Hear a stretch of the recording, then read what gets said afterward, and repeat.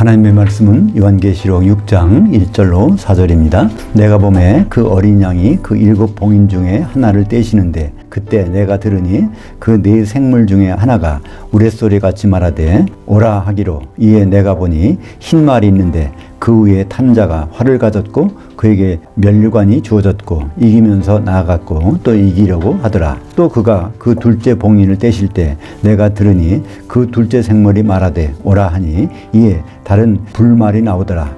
그 후에 탄 자에게 그 땅에서 평안을 가져가는 것과 서로 죽이게 하는 것이 주어졌고 또 그에게 큰 칼이 주어졌더라. 오늘 말씀 가지고 올해는 불말의 해, 흰말 탄 자 뒷전은 불말 탄 자라는 제목으로 말씀을 나누겠습니다. 올해는 60년마다 한 번씩 오는 병5년 불말의 해입니다. 이때 불은 불화자에서 색깔이 붉다기보다는 불같이 활력이 넘친다는 그런 말을 뜻합니다. 그러니까 말도 활력이 넘치는데 거기에 또 불말이라고 하니까 얼마나 격변한 세상이 될지 여러 가지로 기대 반 우려 반 하는 분들이 많습니다. 근데 성경에도 불의 말이 나옵니다. 빨간색 말이라기보다는 불말이 나오는데요. 성경이 기록된 헬라어에는 빨간색이란 뜻과 또 불이라는 뜻의 두 가지가 있는데 우리말 번역, 우리 성경에는 다 똑같이 빨간 색깔로 이렇게 번역이 되어 있습니다. 요한계시록 17장 3절에 보면 여자 음녀가 붉은빛 짐승을 탔다. 또 뭐 옷감이 붉은색이다. 이런 것을 말할 때는 코키노스라는 단어를 씁니다. 근데 오늘 나오는 불말은요. 코키노스가 아니라 피르흐로스. 그러니까 피르란 말은 헬라어로 불입니다. 거기에서 나온 단어가 이제 fire죠. fire의 헬라어가 피르인데 피르의 형용사. 그러니까 불 같은 그런 뜻이 피르흐로스 뒤에다가 이제 어미를 붙여가지고 피르흐로스. 한마디로 피르흐로스 하면 불 같은 활력이 있는 그런 뜻을 납하고 있습니다. 요한계시록 6장에 나오는 4가지 말과 그 외에 탄자들이 전통적으로는 종말에 임할 심판과 재앙의 상징으로 오해를 합니다. 왜 이런 오해를 할까요? 요한계시록은 지금 이 세상에 있는 일이 아니라 끝날에 예수님 오실 때쯤의 일을 집중적으로 계시한 것이라는 생각이 있기 때문에 초대교회부터 교회 시대 이런 것은 아무 상관이 없다고 생각합니다. 그래서 거기 나온 말탄자들에 대한 내용도 종말에 가서 그런 일이 벌어질 거다 하고 이렇게 생각을 하는 거죠.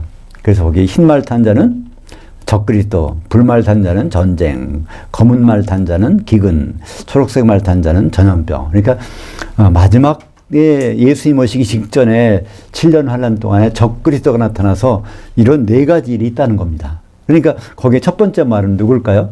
첫 번째 말을 흰말 탄자를 뭐로 봅니까? 적그리스도로 봅니다. 마지막 때 있는 일이니까. 그리고 두 번째는 전쟁. 검은 말 탄자는 기근, 초록색 말 탄자는 전염병. 이런 생각에서 벗어나지 못하고 이걸 가지고 요한계시록 강의에 다 적용시키는 것이 아마 요한계시록 강의 하시는 분의 아마 99% 정도는 그렇게 될 것 같습니다. 이것은 요한계시록을 온전히 종말에 있을 일로 국한시켜서 보는 데서 생긴 큰 오해의 산물입니다.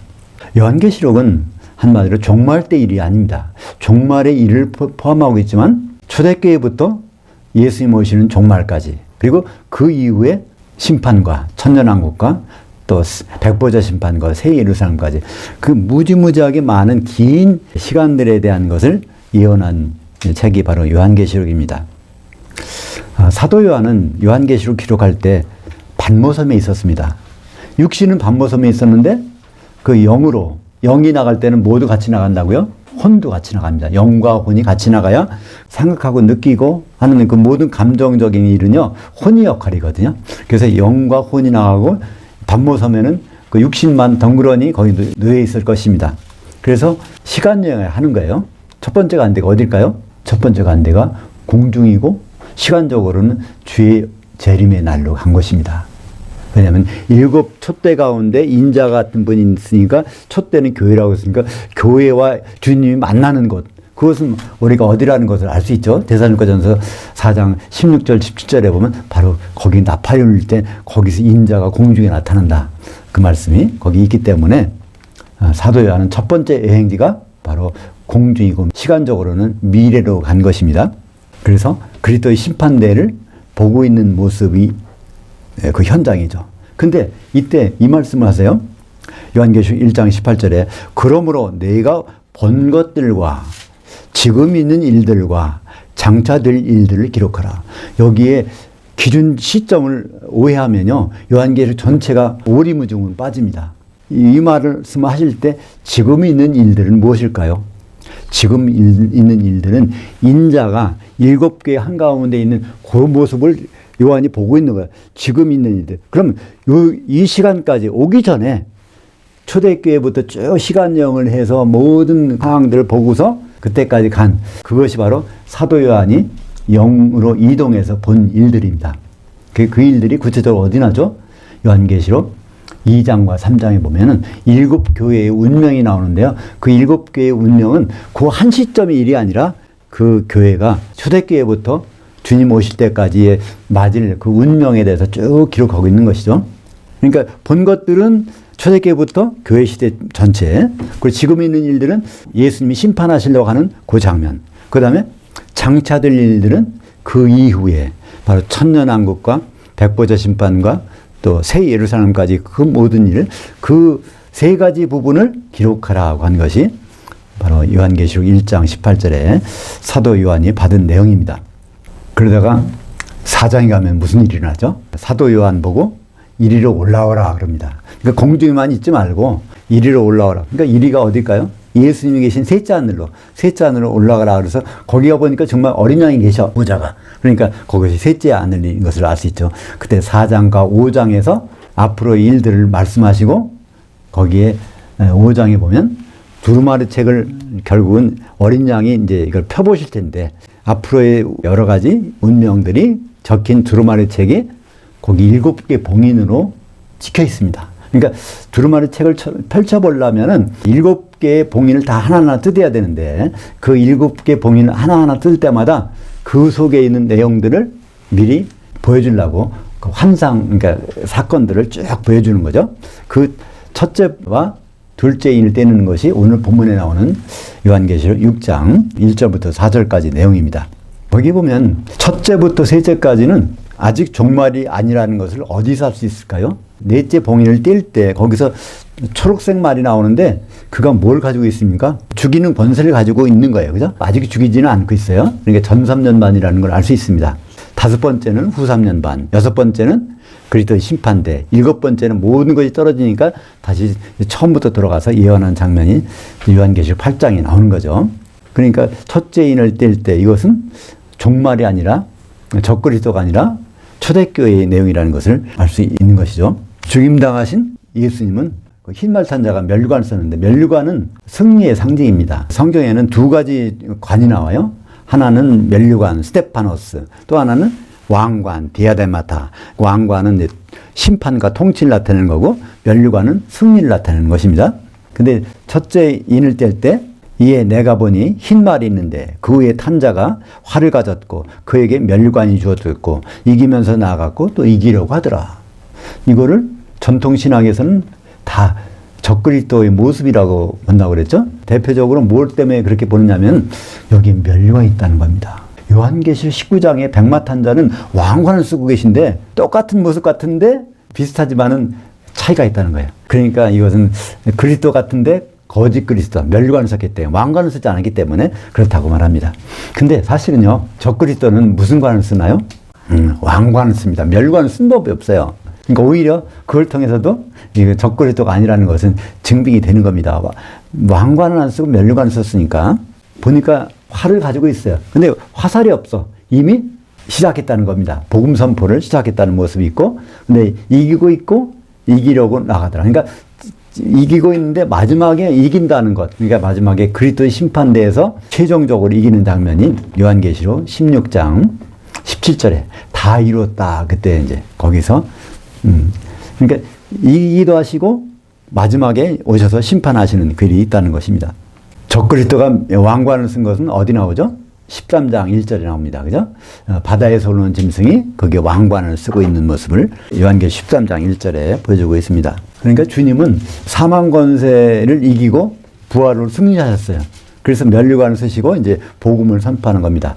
누굴 통해서 복음을 선포하시죠? 사도들을 통해서. 이제 셋째 하늘 가셔서 성령을 보내시면 사도행전 1장 8절에 너희들에게 오직 성령이 임하시면 너희가 권능을 받고 예루살렘과 온 유다와 사마리아와 땅끝까지 이르러 내 증인들이 되도록 내가 하겠다. 그러니까 사도들을 시켜서 복음을 선포하시겠다는 그 내용이 흰말 단자로 해서 이기고 이기려고 나아가는 그런 모습으로 보여주고 있는 것입니다. 근데 여지없이 그 다음에 흰말 탄자가 등장하면 그 뒤따르는 존재가 나옵니다. 그게 바로 불말 탄자인데 요한계시록 6장 4절이요. 이에 다른 불말이 나오더라. 그 후에 탄자에게 그 땅에서 평안을 가져가는 것과 서로 죽이게 하는 것이 주어졌고 그에게 큰 칼이 주어졌더라. 그러니까 불말이 뭔지 모르지만 여기에서 그 묘사하고 있는 거예요. 불말. 이것은 붉은 색깔이 아니라 불같이 활력 있는 말이라는 뜻입니다. 그래서 피르 프로스. 피르는 불. 크로스는 형용사 어미. 그래서 불같은 말이, 그러니까 활동이 왕성한 말이 나오는데 그 후에 탄자가 역시 그렇게 활동이 왕성한 자겠죠.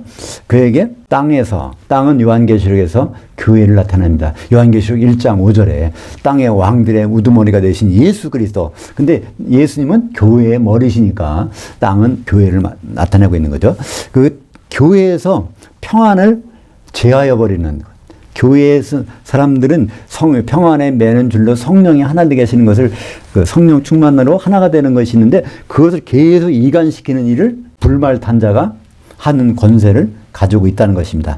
그걸 어떤 식으로 할까요? 불말 탄자가 그냥 직접적으로 누구를 죽이는 것이 아니라 서로 성도들, 교회 성도들끼리 서로 죽이게 하는 일이 주어졌고 또 그에게 큰 칼이 주어졌더라.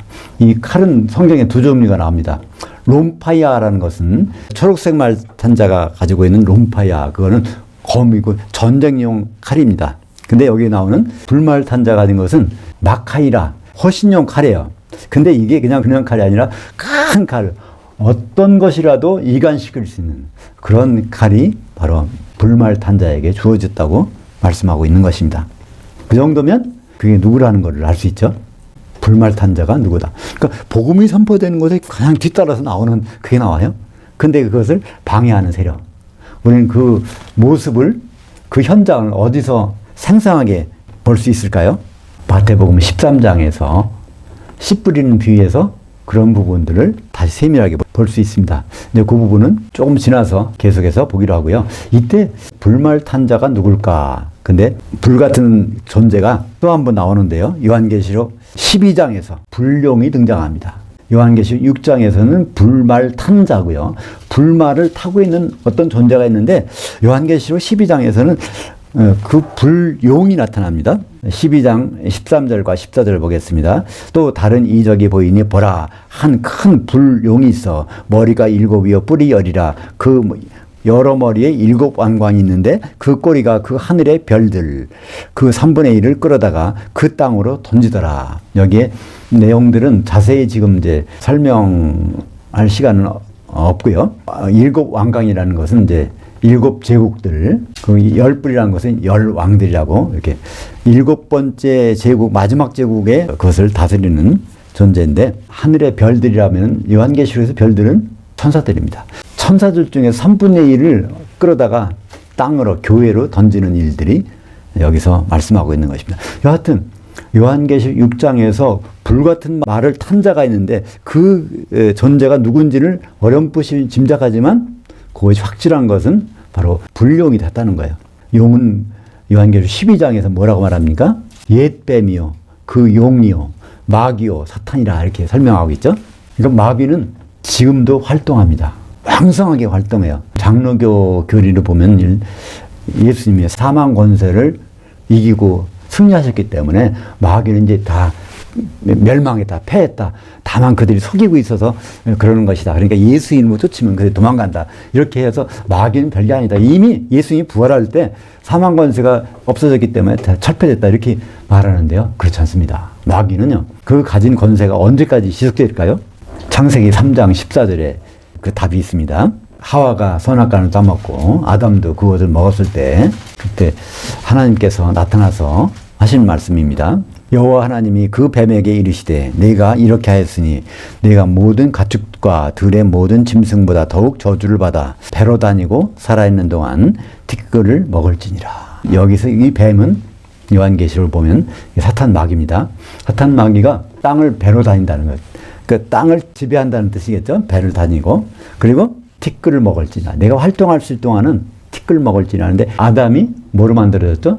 하나님의 티끌 가지고 아담이 육체를 만들었습니다. 그러니까 사람이 육체를 갖고 있는 동안에 얼마든지 공격할 수 있는 그 권한을 마귀에게 준 것을 볼 수 있습니다. 그 권한은 지금도 유효합니다. 언제까지 유효할까요? 무적행에 들어갈 때까지. 예수님 오셔서 마귀가 무적행에 들어갈 때까지는 계속해서 활동을 하고 있는 것입니다. 그 마귀 활동하는 장면을 예수님께서 마태복음 13장에서 제자들에게 특별히 설명해 주십니다. 씨 뿌리는 비유를 말할 때 사람들에게 말할 때는 이해를 못 하겠다는 거예요. 그러니까 제자들이 우리에게 좀 설명해 주세요. 그러니까 제자들이 따로 모인 자리에서 집중적으로 천국이 어떤 곳인지를 설명해 주는 장면이 마태복음 13장 37절부터 39절까지 있습니다.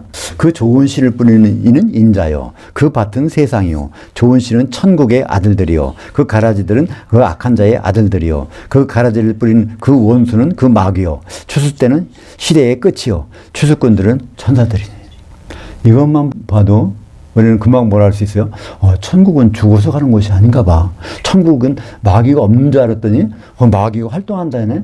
완전히 우리가 전통적으로 들어본 거하고는 예수님 말씀이 많이 다르지 않습니까? 천국은 이 세상에 있다는 거예요. 세상에 좋은 씨를 뿌려놨는데 누가? 인자가 예수 그리스도께서 복음의 씨를 뿌려놔서 거기에 이제 하나님의 아들들이 생겼는데 거기에 그냥 있는 게 아니라 바로 가라지를 덧뿌리고 왔다는 것입니다. 덧뿌렸다는 얘기는 위에다 뿌렸다는 것입니다. 좋은 씨 위에다가 가라지를 뿌려서 그냥 놔두면은 그게 다 볼이 보면 나중에 깐부기가 되는 거죠. 알고 알 것 같은데 시간이 지난다 보니까 그냥 그것이 가라지로 변해버리는 그런 일이 있지 않습니까? 그것이 언제까지 있다고요?